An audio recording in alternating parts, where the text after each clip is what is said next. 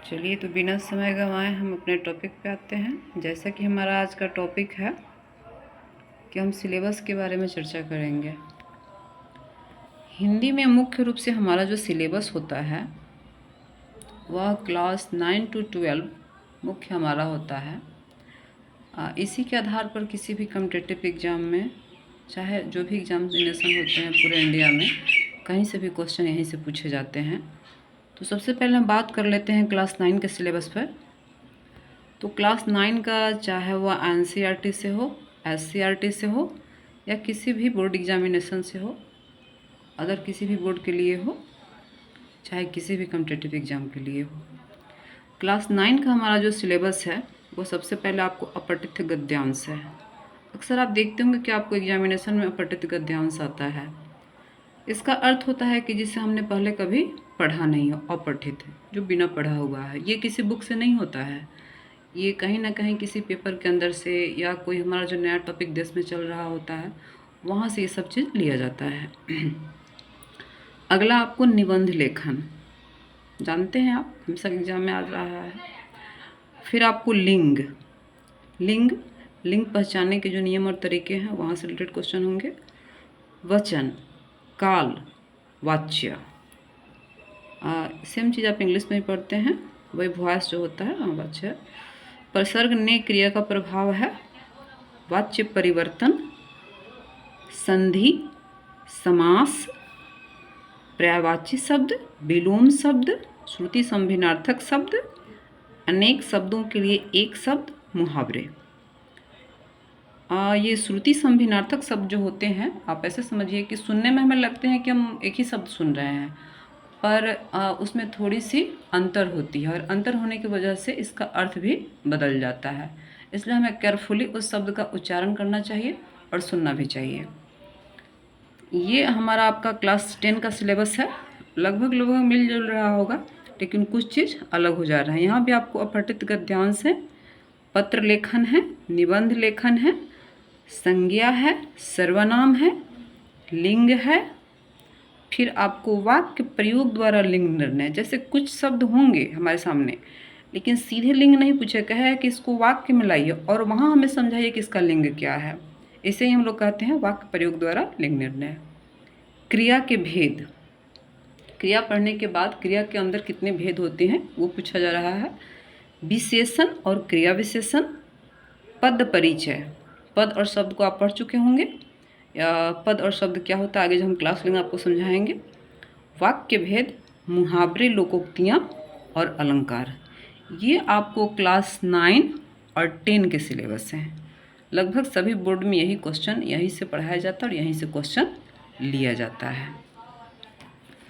अब हम बात कर लेते हैं आपको 11 और 12 की।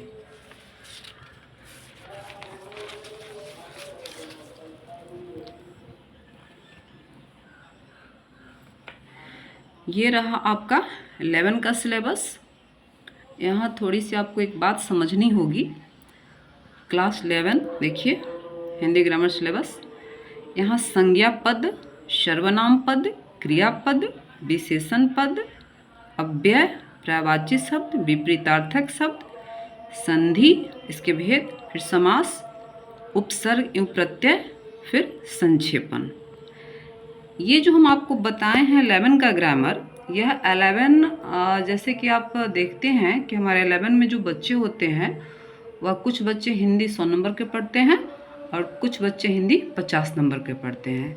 पर ये जो ग्रामर है उन दोनों के लिए है। तो आप ऐसा मत समझिए कि आप 50 नंबर का पढ़ रहे हैं तो आपके लिए ग्रामर नहीं है, आप दोनों के लिए है। इसके अंदर यह बात आपको बताया गया है कि क्लास 11 हिंदी 150 मार्क्स, व्याकरण एवं रचना। अब व्याकरण और रचना इसका एक अलग भाग होता है, वह हो गया व्याकरण, और यहाँ रचना खंड से लिया जाता है।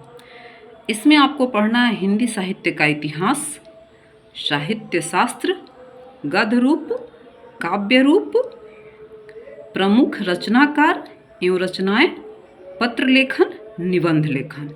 ये क्लास हमारे 11 के बच्चे जो 100 और 50 मार्क्स दोनों के जो एग्ज़ाम होते हैं, दोनों के जो पेपर होते हैं, ये दोनों के लिए हैं, चाहे जो भी पढ़े।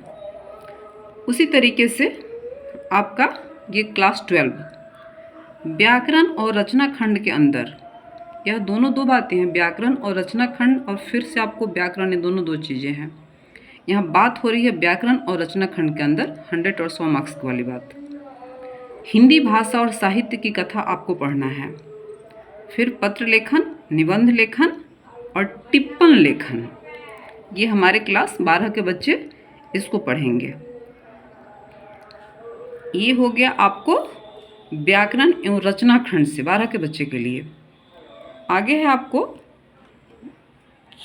क्लास 12 150 मार्क्स व्याकरण, जिसमें आपको संधि, समास, वाक्य और उपवाक्य, परिभाषिक तकनीकी शब्द, कोशीय और व्याकरणिक शब्द, ये शब्द थोड़े से आपके लिए कठिन होंगे क्योंकि शायद आप इससे पहले पता नहीं इससे रूबरू हुए या नहीं हुए हैं। पर्यायवाची शब्द, एकार्थक, अनेकार्थक शब्द, ये तो आप जानते होंगे, विलोम शब्द, लिंग, अनेक शब्दों के लिए एक शब्द, कुछ प्रमुख लोकोक्तियाँ, मुहावरे, वाक्य संशोधन, अनुसंक्षेपण। इसके अलावा आपको इसमें और पढ़ना है जो वो उपसर्ग है, प्रत्यय है, पदबंध है, वाच्य और उनके भेद है। ये रहे आपको 9 से लेकर के 12 के सिलेबस। आप इसको पहले अच्छे से लिख लीजिएगा क्योंकि 10 और 12 का तो बोर्ड एग्ज़ाम सामने आने वाला है और यहाँ से आपको क्वेश्चन लगभग 50 मार्क्स के रहेंगे ही रहेंगे।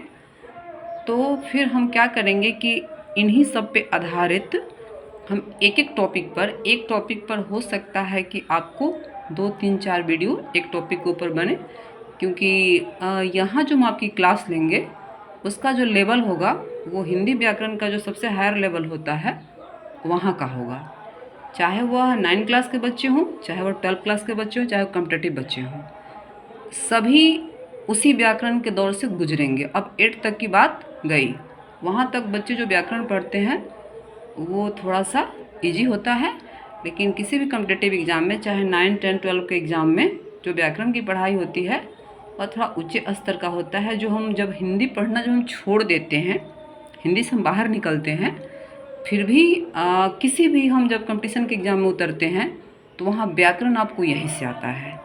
तो जो हमारे 9, 10, 11, 12, चाहे वह किसी भी बोर्ड के बच्चे हों, एनसीईआरटी के बच्चे हों, एससीईआरटी के बच्चे हों या अन्य बोर्ड के बच्चे हों, कहीं के भी बच्चे हों, उन सबों का लगभग सब कुछ व्याकरण यही होता है।